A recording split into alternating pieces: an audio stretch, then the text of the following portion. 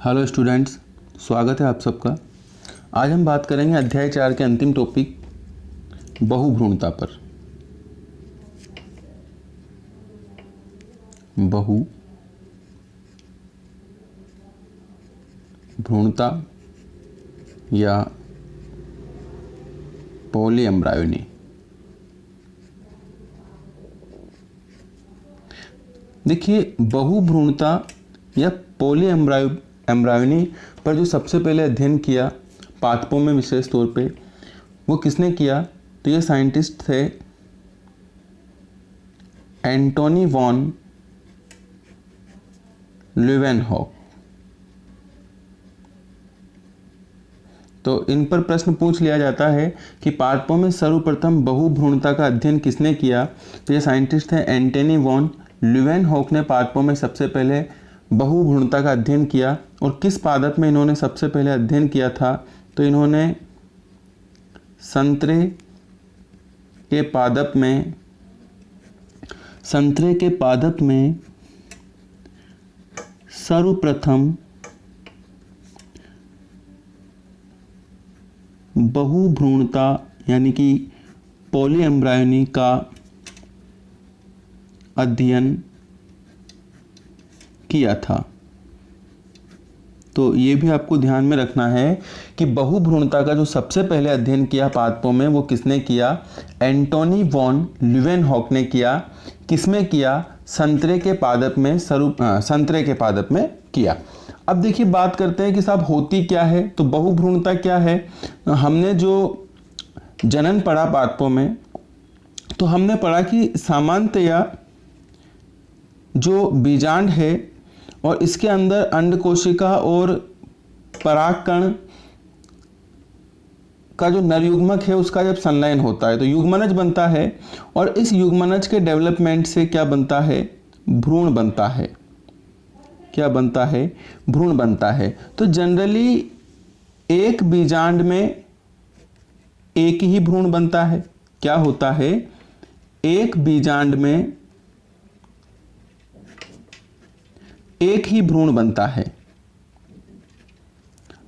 ना, चाहे वो लैंगिक जनन से बने या जैसा कि हमने अभी जनन की विशिष्ट विधियों में पढ़ा कि कुछ कंडीशंस में अलैंगिक जनन जैसे असंग जनन या अनिषेक जनन के द्वारा भी भ्रूण बन सकता है। तो किसी भी विधि से बने, लेकिन सामान्यतः क्या होता है? एक बीजांड में एक ही भ्रूण का निर्माण होता है। लेकिन कभी कभी क्या होता है कि इस एक बीजांड में कुछ कारणों से एक से अधिक भ्रूण बन जाते हैं। तो ये जो स्थिति है, इसी स्थिति को क्या कहते हैं? इसी स्थिति को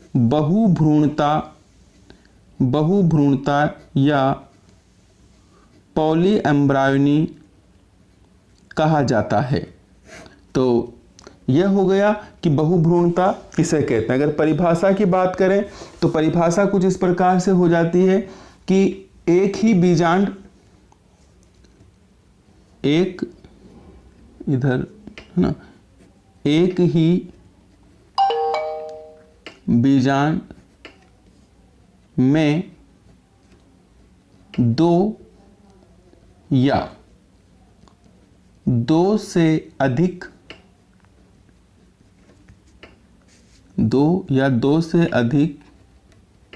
भ्रूणों के निर्माण की प्रक्रिया क्या कहलाती है? बहुभ्रूणता कहलाती है। तो ये बात हो जाती है बहुभ्रूणता की। परिभाषा भी याद में रखना है। और किसने इस पर सबसे पहले अध्ययन किया? तो एंटोनी वॉन ल्यूवेनहॉक ने इस पर सबसे पहले अध्ययन किया। ये बात भी हमें ध्यान में रखनी है। आगे बात करते हैं कि ऐसा होता क्यों है। जब एक बीजांड में जो युग्मनज है उससे एक ही भ्रूण बनता है, तो ऐसी क्या कारण है कि कुछ कंडीशंस में एक से अधिक भ्रूण बन जाते हैं? यानी परीक्षा में आपसे पूछा जा सकता है बहुभ्रूणता के कारण। बहुभ्रूणता के कारण। तो देखिए बहुभ्रूणता के कारण क्या है, इन कारणों पर बात करें तो सबसे पहला और महत्वपूर्ण कारक जो है वो है युग्मनज या प्राक भ्रूण। प्राक भ्रूण से हमारा तात्पर्य है कि जब भ्रूण का निर्माण होता है तो जब सबसे पहले अपरिपक्व भ्रूण बनता है, जैसे हमने पढ़ा था भ्रूण के निर्माण की प्रक्रिया, तो पहले गोलाकार भ्रूण बनता है, फिर हृदयाकार भ्रूण बनता है और फिर बिल्कुल विकसित भ्रूण का निर्माण होता है। तो ये जो स्थिति है गोलाकार भ्रूण की, इस गोलाकार भ्रूण या इस हृदयाकार भ्रूण को हम क्या कह सकते हैं? प्राक भ्रूण कह सकते हैं, यानी कि प्रारंभिक भ्रूण कह सकते हैं। तो बहुभ्रूणता का एक कारण क्या है कि ये जो युग्मनज है या युग्मनज के बाद जो प्रारंभिक भ्रूण बना है, इस भ्रूण में, प्राक भ्रूण में क्या हो जाए? विदलन हो जाए। विदलन हो जाए, या मैं ये भी कह सकता हूं कि विभाजन हो जाए, है ना? विदलन या विभाजन के फलस्वरूप यानी जो अंदर ये भ्रूण बन रहा है, अगर ये प्रारंभिक अवस्था में, जैसे ये युग्मनज बना इस अवस्था में, या जो प्रारंभिक भ्रूण बनता है युग्मनज से गोलाकार, इस अवस्था में ये टुकड़ों में टूट जाए, और टुकड़ों में टूट जाएगा तो क्या हो जाएगा? ये युग्मनज मान लीजिए टुकड़े में टूट गया तो 2 टुकड़ों में टूटा तो 2, और 4 टुकड़े में टूटा तो 4 यहाँ पर कोशिकीय समूह बनेंगे, और प्रत्येक कोशिकीय समूह फिर विकसित होकर क्या करेगा? भ्रूण का निर्माण करेगा। प्रत्येक कोशिकीय समूह से क्या हो जाएगा? भ्रूण का निर्माण हो जाएगा। तो पहले तो एक युग्मनज एक ही भ्रूण बनाता, लेकिन अभी एक युग्मनज में विदलन हो गया तो उससे कई सारे कोशिकीय समूह बन गए हैं, या कई सारे उसके टुकड़े हो गए। या प्राक भ्रूण में भी हो सकता है, युग्मनज में नहीं हुआ, पहले प्रारंभिक भ्रूण बना और प्रारंभिक भ्रूण में विदलन हो गया तो उससे कई टुकड़े बन जाते हैं, और फिर प्रत्येक टुकड़ा क्या करेगा? जितने टुकड़े हैं उतने ही भ्रूण बनाएगा। तो इस प्रकार से पहली कंडीशन हो जाती है कि युग्मनज या प्राक भ्रूण में विदलन हो जाए या विभाजन हो जाए, तो उसके फलस्वरूप भी क्या उत्पन्न होती है? बहुभ्रूणता उत्पन्न होती है पादपों में। फिर उस बीजांड के अंदर एक से अधिक भ्रूणों का निर्माण होगा। और इस प्रकार से यदि बहुभ्रूणता होती है तो ध्यान देना स्टूडेंट, इस प्रकार की बहुभ्रूणता को क्या कहा जाता है? इस प्रकार की बहुभ्रूणता को कहा जाता है विदलन बहुभ्रूणता। क्या कहा जाता है? विदलन बहुभ्रूणता कहा जाता है। तो कभी आपसे पूछ लिया जाए कि विदलन बहुभ्रूणता क्या है, तो आप क्या इसमें लिखेंगे? आप लिखेंगे कि सामान्यतया एक बीजांड में एक ही भ्रूण का निर्माण होता है, परंतु कभी कभी युग्मनज या प्राक भ्रूण, किसमें? युग्मनज या प्राक भ्रूण में विदलन के फलस्वरूप एक बीजांड में एक से अधिक भ्रूणों का निर्माण हो जाता है। यह प्रक्रिया विदलन बहुभ्रूणता कहलाती है। और ध्यान दें, ये विदलन बहुभ्रूणता किस पादप में पाई जाती है? तो इसका सबसे अच्छा एग्जाम्पल है यूलोफिया। तो यूलोफिया का जो पादप है इसमें पाई जाती है विदलन बहुभ्रूणता। ये एक आर्किड होता है, तो इसमें विदलन बहुभ्रूणता पाई जाती है। इसका एग्जाम्पल भी ध्यान में रखना। दूसरा कारण क्या है बहुभ्रूणता का? तो दूसरे कारण पर हम चर्चा करते हैं, नंबर 2। ये तो पहला कारण हो गया। नंबर 2 कारण होता है भ्रूण कोश जो होता है ना, यानी कि वही बीजांड के अंदर जो भ्रूण कोश है ना, बीजांड होता है पहले, तो बीजांड का सबसे भीतरी भाग जहां मादा युग्मकोद्भिद बनता है उस कोष्ठक को क्या कहते हैं? भ्रूण कोश कहते हैं। और स्टूडेंट आपको पता होगा कि एक जो भ्रूण कोश है, एक भ्रूण कोश के अंदर कितनी कोशिकाएं होती है? एक भ्रूण के कोश के अंदर 7 कोशिकाएं होती है। 3 ऊपर होती है जिससे प्रतिमुखी कोशिकाएं या प्रतिध्रुवी कोशिकाएं कहते हैं। एक बीच में द्वितीय केंद्रक से ध्रुवीय कोशिका बनती है, और यहाँ पर 2 सहायक कोशिकाएं होती है, और बीच में एक अंड कोशिका होती है। इस पर हम पहले भी कई बार चर्चा कर चुके हैं। बहुभ्रूणता का एक कारण क्या है कि ये जो भ्रूण कोश है, इस भ्रूण कोश में सामान्यतः जो भ्रूण बनता है वो किससे बनता है? इस अंड कोशिका के फर्टिलाइजेशन से जो युग्मनज बनता है। तो अंड कोशिका से पहले नरयुग्मक फर्टिलाइज होता है, इससे युग्मनज बनता है, और इस युग्मनज से क्या बनता है, भ्रूण बनता है, जो कि एक ही होगा। लेकिन कुछ कंडीशंस में क्या होता है कि इस अंड कोशिका के अलावा जो ये शेष कोशिकाएं हैं, ये अगुणित सहायक कोशिकाएं, ये अगुणित प्रतिमुखी कोशिकाएं, यहाँ तक कि ये जो बीच में ध्रुवीय कोशिका है, जो द्विगुणित कोशिका है, ये सब भी डेवलप करके, यानी प्रत्येक कोशिका, अंड कोशिका तो कर ही रही है, लेकिन अंड कोशिका प्लस अंड कोशिका के साथ ही भ्रूण कोश की अन्य कोशिकाएं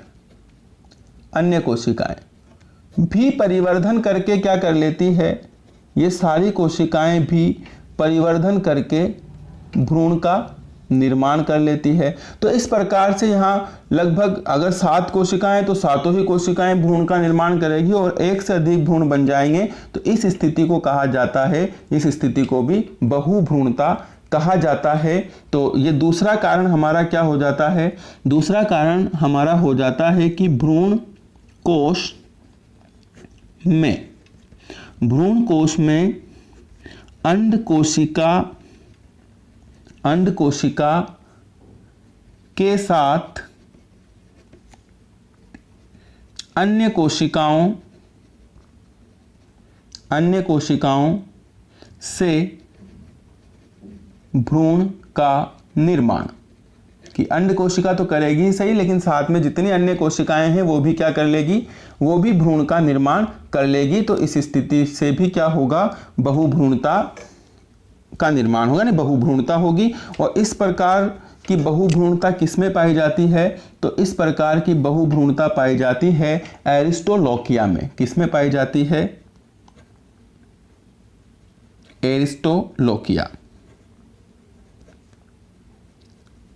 एरिस्टोलोकिया में इस प्रकार की बहुभ्रूणता पाई जाती है। देखिए एरिस्टोलोकिया में जो बहुभ्रूणता होती है उसकी विशेषता क्या होती है कि इसमें, है ना, इसमें जो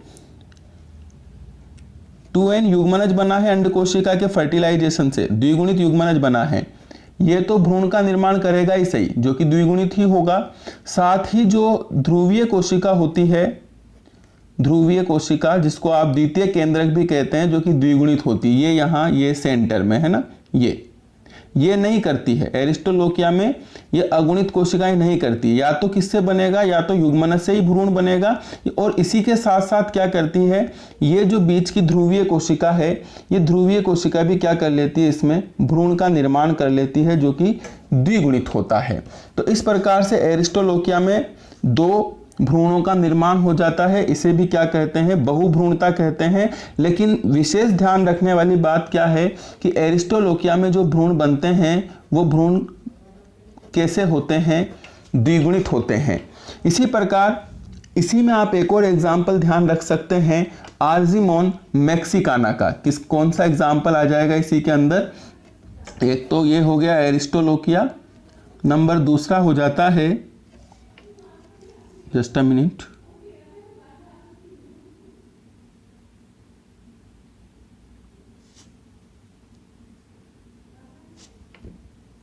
नंबर दूसरा हो जाता है आर्जिमोन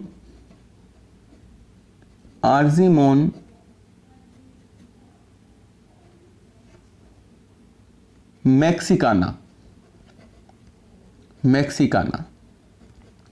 और आर्जिमोन मैक्सिकाना में क्या होता है कि अंड कोशिका जो है वो बिना फर्टिलाइजेशन के, यहाँ तो फर्टिलाइजेशन से पहले युग्मनज बना था और फिर भ्रूण बना था एरिस्टोलोकिया में, और दूसरा ध्रुवीय कोशिका ने भी भ्रूण बना लिया था, तो यहाँ पर 2 भ्रूण बन गए थे और बहुभ्रूणता की कंडीशन बनी थी। लेकिन भ्रूण जो था वो क्या था, द्विगुणित। आर्जिमोन मैक्सिकाना में क्या होता है कि जो अंड कोशिका होती है वो बिना फर्टिलाइजेशन के ही डेवलपमेंट करके क्या बना लेती है, भ्रूण बना लेती है। ठीक है, और इसके साथ जो इसकी सहायक कोशिकाएं और प्रतिमुखी कोशिकाएं हैं जो कि अगुणित अवस्था में है, वो भी क्या कर लेती है, भ्रूण बना लेती है। तो इस प्रकार यहाँ 2 या 2 से अधिक भ्रूणों का निर्माण हो जाता है, लेकिन प्रत्येक भ्रूण क्या होता है, अगुणित होता है। तो इस प्रकार से भी यहाँ आर्जिमोन मैक्सिकाना में भी क्या पाई जाती है, आर्जिमोन मैक्सिकाना में भी बहुभ्रूणता पाई जाती है। तो आपने बहुभ्रूणता के कारणों में 2 मुख्य कारण अभी तक पढ़े हैं, पहला युग्मनज या प्राक भ्रूण में विदलन, और दूसरा आपने पढ़ा है भ्रूण कोश में अंड कोशिका के साथ अन्य कोशिका से भ्रूण का निर्माण। इसके दो प्रमुख एग्जाम्पल पढ़े हैं। पहला एरिस्टोलोकिया, जहां अंड कोशिका फर्टिलाइज होकर युग्मनज बनाती है और उससे द्विगुणित भ्रूण बनता है, तथा इसी के साथ जो ध्रुवीय कोशिका या द्वितीय केंद्रक है वो भी डेवलपमेंट करके भ्रूण बना लेता है। दूसरा एग्जाम्पल आपने इसका पढ़ा है आर्जिमोन मैक्सिकाना, जिसमें अंड कोशिका और अंड कोशिका की सहायक अन्य कोशिकाएं, प्रतिमुखी कोशिकाएं और सहायक कोशिकाएं सभी डेवलपमेंट करके क्या कर लेती है, भ्रूण बना लेती है, जो कि क्या होते हैं, अगुणित होते हैं। तो ये दो मुख्य कारण हैं, इनको आपको ध्यान में रखना है। इसके बाद हम आगे तीसरे कारण पर बात करते हैं। तीसरा कारण क्या होता है कि अभी तो हम बात कर रहे थे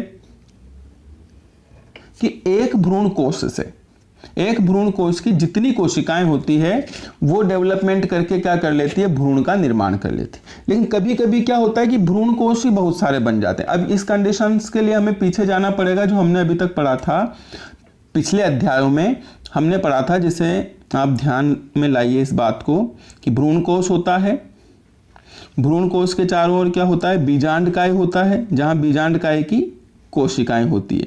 बाकी आपको याद है अध्यावरण होते हैं, है ना, बीजांड ग्रंथ होता है, हाइलम, राफे वगैरह। चलो ठीक, छोड़ो, यहां आ जाते हैं। यहां क्या होता है कि ये जो बीजांडकाय है, इस बीजांडकाय की ही कोई एक कोशिका परिवर्धित हो जाती है और विभाजन की तैयारी कर लेती है। तो उसको बीजांडकाय की कोशिका ना कह करके क्या कहा जाता है, गुरु बीजाणु मात्र कोशिका कहा जाता है। क्या कहा जाता है, गुरु बीजाणु मात्र कोशिका।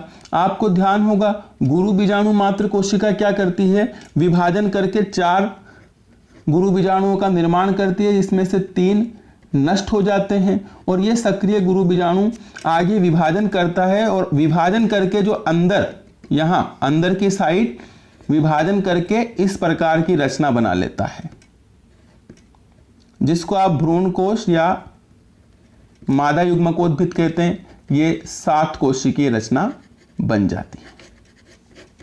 स्टूडेंट, अगर कभी ऐसा हो जाए, मान लीजिए कि ये एक गुरु बीजाणु सक्रिय रहता है, मान लीजिए किसी में 2 गुरु बीजाणु सक्रिय रह गए, तो भ्रूण कोश कितने बनेंगे अंदर?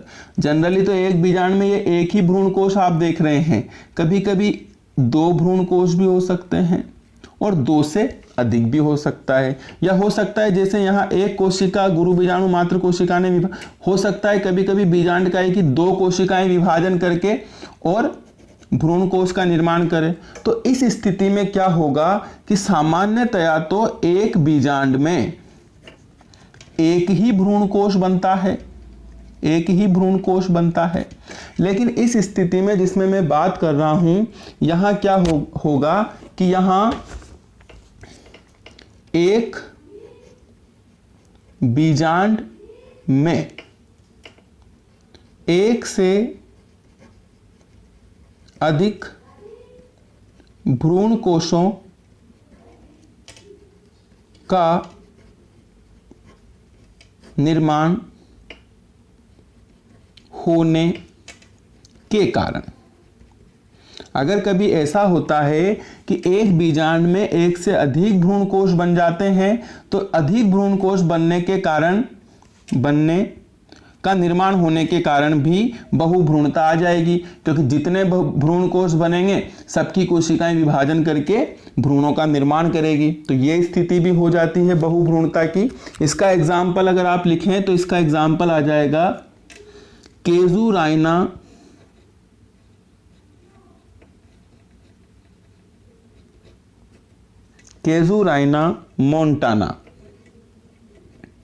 मोन्टाना। तो केजुराइना मोन्टाना में इस प्रकार की बहुभ्रूणता पाई जाती है, जहां एक ही बीजांड में एक से अधिक भ्रूण कोशों का निर्माण हो जाता है। ठीक है, तो ये कुछ बहुभ्रूणता के कारण हैं, इनको आपको अच्छे से याद करना है। आगे बढ़ते हैं। अच्छा, आगे बढ़ने से पहले एक कारण और पढ़ लेते हैं बहुभ्रूणता का, कि अभी तक तो जो तीनों कारण पढ़े वो भ्रूण कोश की कोशिकाओं से ही भ्रूणों का निर्माण हुआ। लेकिन कभी कभी क्या होता है कि बीजांड काय या अध्यावरण जो है, अध्यावरण की कोशिकाएं भी भ्रूणों का निर्माण करती है, भ्रूणों का निर्माण करती है। तो इस स्थिति में भी अब बीजांडकाय और अध्यावरण की तो बहुत सारी कोशिकाएं, तो अगर दो या दो से अधिक कोशिकाएं सक्रिय होकर भ्रूणों का निर्माण करेगी तो एक ही बीजांड में बहुत सारे भ्रूण बन जाएंगे। इस स्थिति को भी क्या कहेंगे, बहुभ्रूणता। और अगर इस प्रकार की बहुभ्रूणता है जो कि भ्रूण कोश की कोशिकाएं या अंड कोशिका से ना बनकर के बीजांडकाय, जनरली बीजांडकाय का काम भ्रूण का निर्माण करना नहीं है बल्कि भ्रूण को पोषण देना है, लेकिन बीजांडकाय की कोशिकाएं ही भ्रूण का निर्माण कर रही है विभाजन करके। तो इस प्रकार की बहुभ्रूणता को क्या कहते हैं, इसको कहा जाता है अपस्थानिक बहुभ्रूणता भी इसको कहा जाता है। तो ये कारण भी आपको ध्यान में रखना है। तो ये 4 इंपॉर्टेंट कारण है बहुभ्रूणता के। अब आगे बात करते हैं बहुभ्रूणता के क्या लक्षण होते हैं, उसके क्या सिग्निफिकेंस होते हैं। और ये टॉपिक आपकी बुक में बहुभ्रूणता की सार्थकता के नाम से है। तो देखिए एक एक करके हम बहुभ्रूणता की सार्थकता समझते हैं, यानी इसके सिग्निफिकेंस क्या होते हैं उस पर हम बात करते हैं। कि बहुभ्रूणता के कारण जो भी भ्रूण बनेगा, है ना, बहुभ्रूणता के कारण जो भी भ्रूण बनेगा वो बिल्कुल मातृ पादप के समान होगा। लक्षणों में कैसा होगा, मातृ पादप के समान होगा। तो पहली सार्थकता हो जाती है कि बीजांड अगर फर्टिलाइजेशन से बन रहा है तो फिर उसमें कुछ अंतर आ जाएगा, लेकिन बीजांडकाय की कोशिकाएं, बीजांडकाय की कोशिकाएं, बीजांडकाय की कोशिकाएं विकसित होकर भ्रूण बनाती है। तो ये भ्रूण कैसा होता है, ये भ्रूण लक्षणों में बिल्कुल मातृ पादप के समान होता है। ये पहला इसका इंपॉर्टेंस है ना, कि इस प्रकार से आप ऐसे पादप प्राप्त कर सकते हैं बहुभ्रूणता के माध्यम से जो बिल्कुल अपने मातृ पादप के समान है, उसमें कोई नए लक्षण नहीं आएंगे। जनरली निषेचन से जो भ्रूण बनेगा और फिर नया पादप, बीज बनेगा और बीज से नया पादप बनेगा। तो निषेचन में जो अंड कोशिका है वो तो मातृ पादप की है, लेकिन जो परागकण है ना ये दूसरे पादप का आया है। तो इस प्रकार जब दोनों के गुणसूत्र मिलेंगे और एक युग्मनज बनेगा तो यहाँ से जो बीज बनने की प्रक्रिया शुरू होगी। तो इसमें कुछ लक्षण तो मातृ पादप के होंगे जबकि कुछ लक्षण उस पादप के होंगे जिसका परागकण उड़ करके यहाँ आया है। तो यहाँ जो पादप बनेगा वो हूबहू अपने मातृ पादप के समान नहीं होगा, बल्कि इस दूसरे पादप का जो नरयुग्मक आया है उसके कारण इसके लक्षणों में कुछ बदलाव आ जाएंगे। ऐसा तो तब होगा जब लैंगिक जनन से भ्रूण बन रहा है। लेकिन यदि बीजांडकाय की कोशिकाएं विकसित होकर भ्रूण बनाती है तो इस प्रकार के भ्रूण में जितने भी लक्षण होते हैं वो सब मातृ पादप के समान होते हैं, और इससे जो पादप बनेगा वो भी हूबहू मातृ पादप की कॉपी होगा। और ऐसे पादपों को हम क्या कह सकते हैं, क्लोन कह सकते हैं। मैं पहले भी इस पर बात कर चुका हूं। दूसरा हम इसकी सार्थकता में लिखते हैं कि इस प्रकार से अगर कोई पादप प्राप्त होता है बीजांडकाय की कोशिकाओं से तो इस प्रकार के पादप ओज से भरपूर होते हैं। ओज से भरपूर होते हैं। ओज क्या है, ओज मतलब अच्छे गुणों से, उत्तम गुणों से भरपूर होते हैं। ये आपको ध्यान में रखना है। तीसरा, बहुभ्रूणता के फलस्वरूप या बीजांडकाय से जो भ्रूण बन रहा है, यदि बीजांडकाय से भ्रूण बन रहा है तो ये भ्रूण जो हैं ये रोग रहित होते हैं, रोग रहित होते हैं। यदि पादप में कोई इन्फेक्शन है, वायरल या बैक्टीरियल इन्फेक्शन है, और उस कंडीशन में आप चाहते हैं, जैसे मान लो कि यार ये कोई पादप है जो रोग ग्रसित है और आप चाहते हैं कि इसके जैसा ही मुझे हूबहू पादप तैयार करना है, लेकिन वो जो है रोग ग्रसित नहीं होना चाहिए, तो आप इसके जो पादप है, इसका जो पुष्प है, उसमें बीजांडकाय की कोशिकाओं में बहुभ्रूणता को विकसित करके रोग रहित पादप प्राप्त कर सकते हैं, रोग रहित पादप प्राप्त कर सकते हैं। एक और आप इम्पोर्टेंट बात ये ध्यान रख सकते हैं कि जब यहाँ से बहुभ्रूणता के फलस्वरूप आप अगुणित भ्रूण बना सकते हैं। जैसा कि हमने देखा कि अगर युग्मनज को छोड़ करके बाकी सहायक कोशिकाएं भ्रूण बनाएगी तो वो अगुणित होगी, जिसमें गुणसूत्र के जोड़े क्या होंगे, अलग अलग होंगे। तो कोशिका विज्ञान में जब हम इन गुणसूत्रों का स्टडी करते हैं तो हमें जोड़े रहित गुणसूत्रों पर स्टडी वहाँ किया जाता है। तो इस प्रकार से जो ये बहुभ्रूणता के फलस्वरूप अगुणित भ्रूण प्राप्त होते हैं, इनका कोशिका विज्ञान के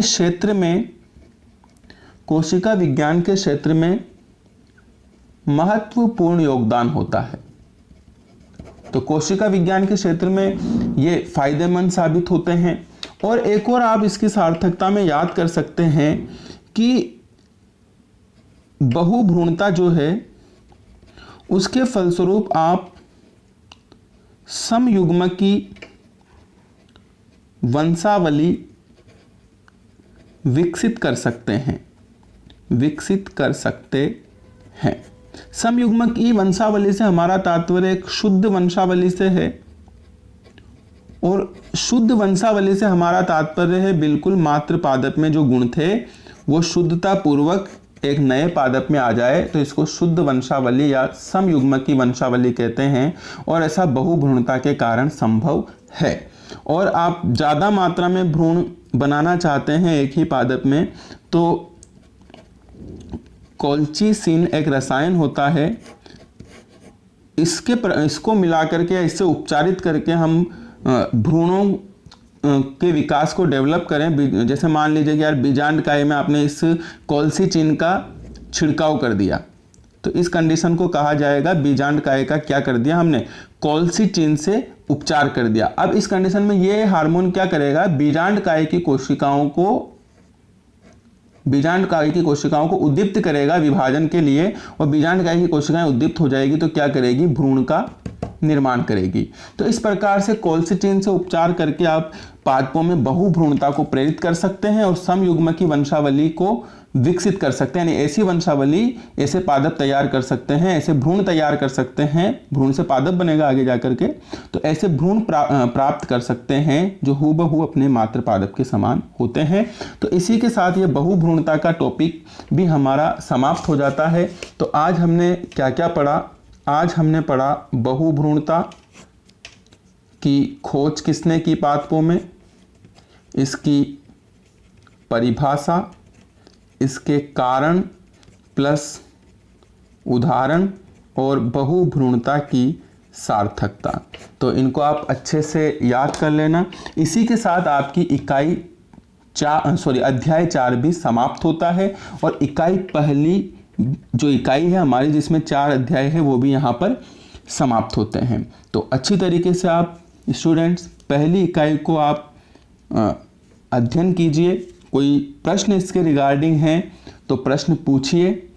बाकी इस इकाई के ऊपर, इकाई फर्स्ट के ऊपर कुछ 1-2 वीडियो हम और बनाएंगे ताकि इससे रिलेटेड कुछ और भी कंसेप्ट है वो क्लियर हो सके। फिर इकाई 2 शुरू करेंगे। नमस्कार, बने रहिएगा हमारे साथ। धन्यवाद।